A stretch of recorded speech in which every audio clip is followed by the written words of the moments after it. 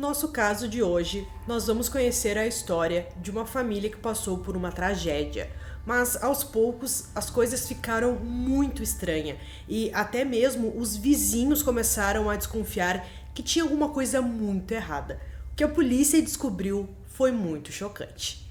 Fala pessoal, Carol na área, trazendo mais um vídeo aqui no canal. Todas as semanas eu trago esse tipo de conteúdo para vocês, casos criminais resolvidos, aqueles que ainda são um mistério. Então se você gosta, já se inscreve aqui no canal, deixa um like nesse vídeo, deixa um comentário, não esquece de compartilhar o vídeo com os amigos e bora pro vídeo.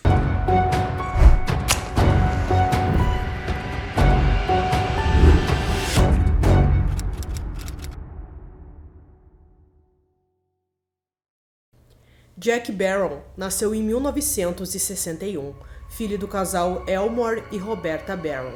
Ele cresceu em Orange County, na Califórnia. Seu pai trabalhava longas horas fora de casa como engenheiro ferroviário, então ele passava a maior parte do tempo com sua mãe. Enquanto o pai de Jack colocava as regras, a mãe o mimava. O relacionamento de Jack com seu pai ficou ainda mais complicado quando ele abandonou a família por uma mulher com quem ele estava tendo um caso. Jack ficou arrasado com isso. Depois do divórcio, mãe e filho se mudaram para Sacramento, de onde Roberta era originalmente, para que ela pudesse ficar mais perto de sua família e tivesse ajuda para criar seu filho. Roberta encontrou um emprego em uma mercearia local, onde conheceu seu novo parceiro, Bob Butler. Roberta e Bob planejavam morar juntos e se casar, o que teria criado uma barreira entre Roberta e seu filho. Jack gostava muito do padrasto, mas isso significava que sua mãe agora tinha que dividir seu tempo entre ele e o marido, e o Jack não gostou nada disso. A família então se mudou para Port Costa, onde Jack se formou no ensino médio e começou a trabalhar nas ferrovias, assim como seu pai. Mas ele não ficou muito tempo no trabalho. Jack se machucou no trabalho, sofrendo de uma lesão no joelho que o impediu de desempenhar suas funções. Em 1986, ele deixou as ferrovias e entrou com pedido de invalidez, enquanto assumiu um novo emprego. Nesse mesmo ano, ele conheceu Irene Paget. Irene era alguns anos mais velha do que ele. Um amigo em comum apresentou o casal e eles se deram bem imediatamente. Irene foi descrita como uma mulher muito doce. Ela nasceu em 1957, em uma família muito grande e amorosa. Ela passou grande parte de sua infância morando na Alemanha, pois seu pai trabalhava na Força Aérea. Ela retornou aos Estados Unidos com sua família em 1964, onde concluiu o ensino médio. Em 1976, ela se casou pela primeira vez, mas o casamento não deu muito certo. Eles se divorciaram e Irene decidiu se mudar para Sacramento com sua melhor amiga Denise para um novo começo, onde trabalhou como recepcionista de escritório. Pouco tempo depois, ela conheceu o Jack. Jack e Irene se casaram em 1988, apenas 2 anos depois de começarem a namorar. Para quem olhava de fora, parecia que eles estavam muito felizes. O casal comprou uma linda casa de 3 quartos, localizada em uma nova comunidade residencial em Sacramento, que era perfeita para começar uma família. Jack trabalhava meio período como balconista de estoque do supermercado local, mas seu salário não era muito alto. Logo depois do casamento, Irene deu à luz a seu primeiro filho, um menino chamado Jeremy, que nasceu em 8 de janeiro de 1989. Jeremy foi um filho planejado, mas as finanças se tornaram ainda mais difíceis, com Jack ganhando muito pouco em seu trabalho de meio período. Foi nesse momento então que a Irene teve uma ideia. Ela precisava cuidar de seu filho e não queria trabalhar fora e deixá-lo com uma babá, alguma coisa assim. Então ela decidiu abrir uma creche e cuidaria ali das crianças da vizinhança e cuidaria também de seu filho em sua própria casa. Então ela uniu ali o útil ao agradável, porque ela iria ganhar dinheiro e mesmo assim continuaria perto de seu filho. Um ano após o nascimento de Jeremy, Jack e Irene tiveram o segundo filho, uma garotinha a quem deram o nome de Ashley. A família deles agora estava completa. Deveria ter sido um momento feliz para a família Barron, mas havia problemas se formando a portas fechadas. Diziam que Jack era incrivelmente vaidoso, e aqueles que o conheciam alegavam que ele passava muito tempo admirando sua própria aparência no espelho. Também comentaram que Jack era controlador. Depois que se casou com Irene, ela perdeu sua independência, de acordo com seus amigos, e para piorar, ele tinha um temperamento ruim. Jack gostava que sua casa fosse meticulosamente limpa, e se Irene não a limpasse, ele brigava com ela. Além de cuidar de seus 2 filhos e das outras crianças em sua creche, ela tinha que garantir que sua casa estivesse sempre perfeita. A melhor amiga de Irene, Denise, contou que certa vez ela estava cuidando dos 2 filhos deles, o Jeremy e a Ashley, e o Jack ficou furioso porque seu filho estava molhado de tanto brincar na água. As coisas ficaram difíceis na família Barron em 1992. Foi dito que Jack começou a ter um caso com uma colega de trabalho. Irene suspeitou depois que ele saiu para um fim de semana e ela não conseguiu entrar em contato com ele. Mas ela não conseguiu provar isso. Quando ela confrontou Jack, ele negou o caso. Ele a enganou completamente, dizendo que era tudo imaginação dela. Ele disse que queria o divórcio, não porque havia outra mulher em sua vida, mas porque ela era uma péssima dona de casa. Enquanto ele falava sobre o divórcio para Irene, ele disse aos outros que nunca deixaria sua esposa. Mas ele confessou a um amigo: eu acabaria com ela primeiro. Em 8 de junho de 1992, uma mulher chamada Christina Hamilton chegou à casa dos Barron para deixar sua filha na creche por volta das 7 horas da manhã. Ela bateu na porta, mas ninguém atendeu. Ela tinha que ir trabalhar, então ela perguntou a outra vizinha se ela poderia cuidar de sua filha durante o dia. Christina passou a manhã com uma sensação de que alguma coisa aconteceu na casa dos Barron. Ela não conseguia se livrar da ideia de que algo poderia estar errado, então ela decidiu voltar para a casa deles novamente. Um pouco depois ela foi até a casa da família. Ela bateu na porta e ninguém atendeu mais uma vez. Dessa vez ela decidiu espiar pela janela e viu o pequeno Jeremy, de 3 anos, dentro de casa. Ela conseguiu convencê-lo a destrancar a porta de vidro dos fundos da casa e deixá-la entrar. Quando ela entrou na casa, encontrou Jeremy e sua irmãzinha Ashley sozinhos. Jeremy disse a ela que não conseguia acordar a mamãe. Christina seguiu Jeremy até o quarto principal, onde encontrou Irene deitada no chão com um travesseiro no rosto. Christine disse aos pequenos para irem para seus quartos, enquanto ela ligava para os serviços de emergência e tentava fazer o RCP. Mas infelizmente era tarde demais. Irene estava morta. Os primeiros a chegar ao local foram os paramédicos, mas infelizmente não havia muito o que fazer. Quando a polícia chegou, Christine contou a eles sobre o travesseiro que havia removido do rosto de Irene. De início não havia nenhuma evidência de que um crime ocorreu na casa.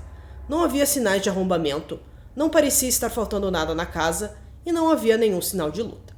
Jack Barron chegou em casa por volta das 9h30 daquela manhã e encontrou a polícia e a ambulância estacionados em frente à sua casa. Os policiais disseram a ele que sua esposa estava morta e Christina lembrou que teve que segurá-lo, porque ele quase desmaiou bem no meio da rua.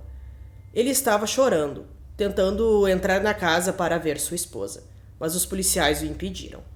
Jack relatou que estava trabalhando no turno da noite no mercado, como ele sempre fazia. Ele saiu para o trabalho por volta das 11 horas daquela noite anterior e sua esposa parecia estar bem na última vez que ele a viu. Ele contou aos policiais que Irene teve algumas dores de cabeça nos últimos dias e uma tosse. Ele até notou um pouco que a sua fala estava arrastada. Os policiais chamaram o patologista forense. Eles notaram um travesseiro na cama que tinha sangue e 2 outros travesseiros no chão ao lado do corpo de Irene. Um desses travesseiros tinha listras pretas, que poderiam ser da maquiagem de Irene, mas ela não parecia estar usando nenhuma. O pensamento era que Irene pode ter usado o travesseiro para cobrir o rosto durante uma de suas crises de dor de cabeça. O corpo dela foi levado para a necrópsia, e no relatório foi dito que não havia ferimentos físicos no corpo de Irene, além de um pequeno hematoma na parte de trás da panturrilha direita. Jack afirmou que a viu quando saiu para o trabalho, mais ou menos às 11 horas da noite. Então acreditava-se que ela provavelmente morreu logo depois disso. O patologista não conseguiu determinar se Irene foi morta ou se ela morreu de causas naturais. A teoria que foi aceita no momento é que ela estava doente, sofrendo de dores de cabeça horríveis e teve que se deitar com um travesseiro sobre o rosto quando morreu. Foi incrivelmente trágico, pois ela era uma mãe muito amorosa, tinha 2 filhos pequenos e tinha apenas 34 anos. A comunidade se uniu em torno de Jack, que parecia ser um marido devastado e enlutado. Vizinhos então começaram a preparar comida para ele e as crianças, levavam até sua casa. Os vizinhos também se juntaram e deram algum dinheiro para ele porque ele ganhava muito pouco no mercado e digamos que a creche ali, que ela recebia o dinheiro, era praticamente o dinheiro total da família para eles pagarem todas as contas. Então foi bem complicado pro Jack, que ele estava muito perdido, porque ele tinha que cuidar de 2 crianças, o emprego dele não dava muito dinheiro, mas o pessoal ali decidiu que tinha que ajudá-lo. Mas as pessoas começaram a desconfiar depois que Jack anunciou, apenas um mês depois, que sua colega de trabalho, uma mulher chamada Starla Haynes, estava se mudando para morar com ele e as crianças. A princípio, ele negou que ele e Starla tivessem qualquer tipo de relacionamento romântico. Em vez disso, ele disse que ela estava tendo problemas conjugais e só precisava de um lugar para ficar com seus 2 filhos, que tinham 6 e 8 anos na época. Starla era a colega de trabalho com quem Irene pensou que Jack estava tendo um caso antes de morrer. Logo após se mudarem, os ânimos se exaltaram e Jack e Starla começaram a discutir. Muito do conflito deles tinha a ver com os problemas de raiva de Jack e como ele tratava as crianças. Starla se lembrou de uma ocasião em que Jeremy estava chateado e chorando porque sua mãe tinha morrido. Então o Jack disse: "Se você não ficar quieto, eu vou te mandar para onde a mamãe está." Uma semana depois que Starla decidiu se mudar da casa de Baron, o filho de 4 anos de Jack, Jeremy, parou de respirar durante o sono. Agora que Starla não estava mais morando em sua casa, Jack contratou uma babá para que ele pudesse continuar trabalhando no turno da noite no mercado. Em 7 de fevereiro de 1993, Jack foi trabalhar e uma babá ficou na casa dos Barrow, enquanto Jeremy e Ashley dormiam. De manhã, Jack voltou e foi dormir em seu quarto, enquanto a babá foi acordar as crianças. Ela encontrou Jeremy sem resposta em sua cama. A babá correu até Jack e implorou que ele a ajudasse, mas de acordo com ela, ele disse: "Não se incomode, é tarde demais de qualquer maneira." Quando os paramédicos chegaram, encontraram uma situação assustadoramente semelhante à que encontraram quando atenderam a morte de Irene. Jeremy Barrow havia morrido misteriosamente durante o sono. Não havia ferimentos aparentes, além de uma marca vermelha em seu rosto. O legista levou cerca de 6 meses para chegar a um tipo de conclusão que a causa da morte de Jeremy não poderia ser determinada. Mais uma vez, a comunidade ficou chocada. Alguns amigos e familiares estavam ficando desconfiados. Enquanto Jack parecia devastado e sofrendo pela perda de seu filho, algo não parecia certo. Jack disse a todos que havia uma doença genética que havia tirado as vidas de sua esposa e do seu filho. A família de Irene colocou essa teoria de lado quando se voluntariou para fazer testes genéticos e nenhuma anormalidade foi encontrada. Mais uma vez, as pessoas se uniram em torno de Jack, que havia perdido sua esposa e filho em menos de um ano. Mas provavelmente alguns sentiram que as coisas não estavam bem. No funeral de Jeremy, Jack parecia estar sem emoção. Ele também fez um comentário perturbador para um amigo da família. Algo como que Jeremy morreu de coração partido e que ele estava melhor no céu com sua mãe. Ele também vendeu todas as coisas de Jeremy, como seus brinquedos e roupas, em um bazar. Jack era um grande fã da música de Wynonna Judd. Quando a presidente do fã-clube dela soube que um dos maiores fãs de Wynonna havia perdido tragicamente a esposa e o filho, ela combinou com a cantora para conseguir ingressos gratuitos para o show, além de um passe para os bastidores para conhecê-la. Jack ficou obcecado por Wynonna e até começou a contar às pessoas próximas que os dois estavam namorando. É alegado que Jack chegou a ligar para Wynonna e deixar mensagens de voz ameaçadora. Wynonna era casada e não estava interessada em Jack romanticamente. Ela só queria ajudá-lo. Com o passar do tempo, as coisas se acalmaram e a atenção sobre Jack e sua tragédia foi diminuindo. Como não havia respostas sobre o que aconteceu com Irene e Jeremy, os médicos queriam dar uma olhada mais de perto em Ashley para garantir que não havia algo que eles estivessem esquecendo. O pensamento dos médicos era que talvez Irene e Jeremy tivessem morrido devido a uma complicação de apneia do sono. Os médicos queriam fazer alguns testes, mas Jack não deixou. Em 7 de agosto de 1994, uma babá foi chamada à casa dos Barrow para cuidar de Ashley enquanto Jack ia trabalhar. A babá se lembrou de verificar a garotinha por volta das 10h30 daquela noite, e ele estava dormindo profundamente em sua cama. Ela voltou para a sala de estar, onde adormeceu, até de manhã, quando ela foi acordada pelo Jack chegando em casa depois de seu turno. Quando a babá foi ao quarto de Ashley para acordá-la, Ashley estava morta. Novamente não havia ferimentos óbvios no corpo da pequena Ashley, e a causa da morte não pôde ser determinada. Os investigadores estavam suspeitando de Jack agora. Eles decidiram que era hora de exumar os corpos de sua esposa e filho para mais testes. Enquanto isso, Jack foi morar com sua mãe. Ele largou seu emprego no supermercado e encontrou outro trabalho como assistente de condutor nas ferrovias. Ele deveria estar pagando o aluguel para sua mãe todo mês, mas não pagou. Isso causou muita tensão entre Roberta e seu namorado Tim. Jack e Tim discutiam sem parar sobre como ele estava se aproveitando de sua mãe, mas não importava o que acontecia. Roberta sempre ficava do lado do filho. Em 27 de fevereiro de 1995, Jack ligou para a emergência após dizer que encontrou sua mãe deitada de bruços sem respirar. Ela estava morta e já fazia algum tempo. Nada na casa parecia estar fora do lugar, nenhum sinal de entrada forçada. Jack disse que da última vez que conversou com a sua mãe, ela estava se sentindo estressada e sofrendo de dores de cabeça. Embora a morte de Roberta parecesse muito com a morte de Irene e do Jeremy, houve algumas diferenças importantes. Dessa vez havia sinais de que a morte foi um homicídio. Durante a autópsia de Roberta, marcas em seu corpo indicaram que se tratava de um caso de asfixia. Sua morte foi considerada homicídio, e 5 meses depois, Jack Barron foi preso pelo seu assassinato. Os investigadores voltaram e examinaram mais de perto as outras mortes da família de Jack, sua esposa e filhos. Havia muitas evidências circunstanciais que apontavam para que essas mortes também fossem homicídio. Então agora, os policiais tinham certeza de que Jack estava envolvido. Na noite da morte da Ashley, eles acreditavam que quando Jack fez uma bebida para a babá antes de sair para o trabalho, ele provavelmente colocou algo na bebida para fazê-la dormir. Enquanto ela dormia, eles alegaram que ele saiu do trabalho, voltou para casa e sufocou Ashley em sua cama. Jack Barron foi preso pelos assassinatos de sua esposa Irene, seus filhos e sua mãe. Especialistas acreditavam que Jack apresentava sinais de ter a síndrome de Munchausen por procuração. A síndrome de Munchausen é um transtorno psicológico em que a pessoa simula ou força o aparecimento de doenças ou traumas psicológicos para chamar atenção ou simpatia. Um dos casos mais famosos que temos é o caso de Didi e Gypsy Rose. Ele não estava matando para seguir em frente com outro interesse amoroso. Era um desejo pela simpatia e atenção que ele recebeu quando eles morreram. A maneira como as pessoas se uniram em torno dele e lhe deram o apoio que ele sentiu que nunca recebeu de seu pai, que abandonou sua família.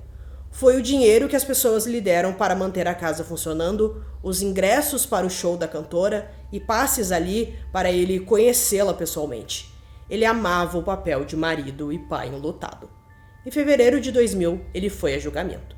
A promotoria sabia que eles tinham muito trabalho para tentar provar que Jack matou sua família. A promotoria alegou que todas as vítimas morreram sufocadas com travesseiro, enquanto a defesa continuou argumentando que elas morreram devido a um mistério, talvez uma doença. Jack Barron foi condenado por assassinato em 1º grau em 3 das 4 mortes. Ele foi absolvido do assassinato de sua filha Ashley. Ele foi sentenciado a 3 penas consecutivas de prisão perpétua, sem possibilidade de liberdade condicional. Até hoje, Jack mantém sua inocência, insistindo que sua família morreu de uma doença cardíaca. Então, pessoal, concluindo esse caso aqui para vocês, de início a gente imaginou que foi algo trágico que aconteceu com a esposa, mas depois um filho morreu, depois o outro, depois a mãe dele, então ficou claro que com certeza ele tinha algum envolvimento, porque foi visto ali que as pessoas que morreram não tinham nenhuma doença, não tinham nada, então ficou claro que ele era o responsável por aquilo. Então, deixe aqui nos comentários o que vocês acharam desse caso, que é um caso até bem diferente. Então, eu espero que vocês tenham gostado desse vídeo. Esse foi mais um vídeo aqui no canal Durmam Bem e até o próximo.